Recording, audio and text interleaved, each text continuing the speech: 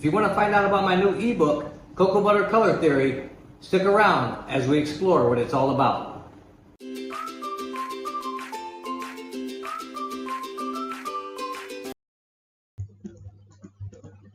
Hello everyone, and welcome to the channel. Recently I've had numerous questions about my new ebook, Cocoa Butter Color Theory. So I wanted to do this quick video on what it's all about and how it can benefit you as a chocolatier. This book is primarily a tool for those chocolatiers that like to use colored cocoa butters for their chocolate creations, like all those colorful and shiny bonbons that you see all over the internet and Instagram. I call it a results-oriented coloring guide for artists and chocolatiers, but it's a little bit more than that. In the first chapter, I discuss some of the laws and regulations associated with using colored pigments in food sources. If you don't know, food coloring pigments are classified as food additives in most countries and are highly regulated by the FDA or other country equivalents. However, not all countries are aligned in the use of these pigments, which means what you can use in one country, you may not be able to use in another. This is important, especially when you're working in a commercial capacity. It's also important to know the ingredients that your country authorizes you to use when buying pigments or pre-made colored cocoa butters from abroad, as they may contain ingredients that are not authorized for consumption in food products in your country. In the next chapter, I briefly discuss the tools that you will need to craft your own colored cocoa butters, followed by the chapter discussing all the ingredients that you may or may not be able to use. This includes all the FD&C-like pigments and the other most common pigments used around the globe. Chapter 4 talks about the straightforward and easy task of creating your own colored cocoa butters and the best practice methods to obtain optimal results.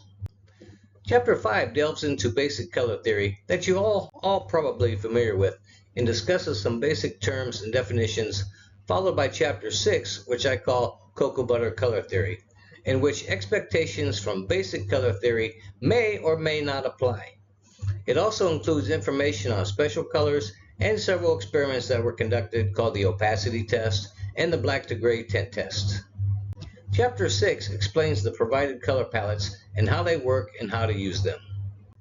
In Chapter 7, we talk about using calcium carbonate as a replacement for titanium dioxide and how to obtain the best results. If you don't know, several countries don't authorize the use of titanium dioxide, so a substitute must be used. I also throw in some tips and tricks and also some of my favorite colors with the formulas. And finally, what is really the heart of the book is Appendix A, B, and C. Appendix A provides you with over 20 color palettes with over 700 actual photos of the crystallized cocoa butter samples for use with both titanium dioxide and calcium carbonate.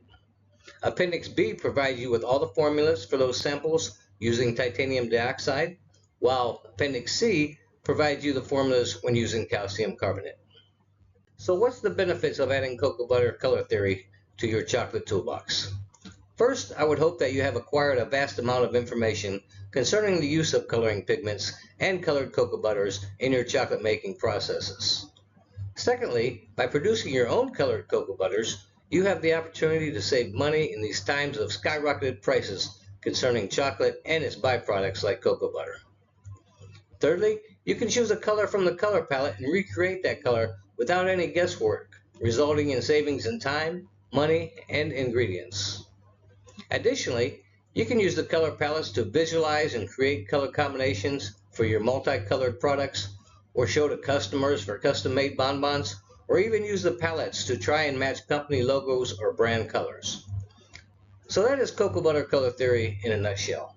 If you have any questions or comments, let me know below, and I'll leave the link below to the ebook. Thanks for spending your time with us, and I'll see you in the next one.